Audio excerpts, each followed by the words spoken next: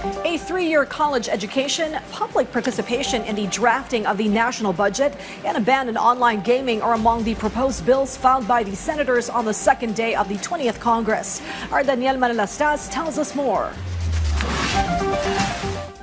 During the second day of filing of bills under the 20th Congress in the Senate, Senator Sherwin Gatchalian is pushing for a three-year college education curriculum.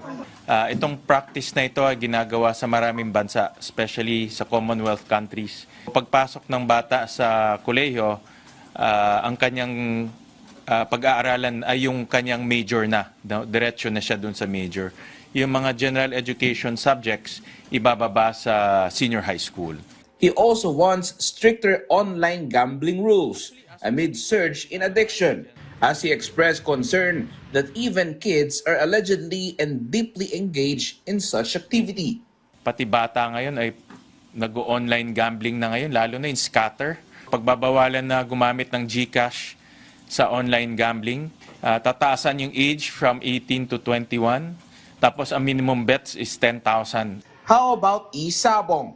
Kasali na siya doon. But ang e-sabong, walang law banning it, but I know there's an executive order banning it. No? So,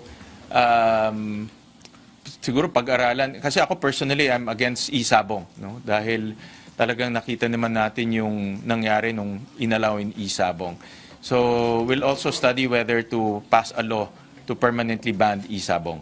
Senator Pia Cayetano meanwhile filed 10 bills like the Vapes and HTPs Regulation Act, the Walkable and Bikeable Communities Bill, and the Ban on Online Gaming Act.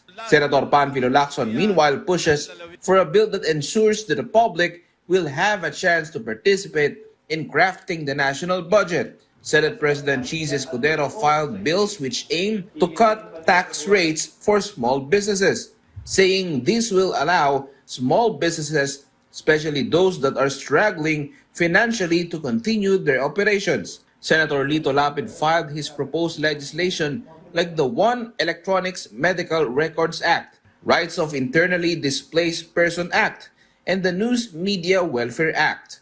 Daniel Manalastas from the National TV for a new and better Philippines.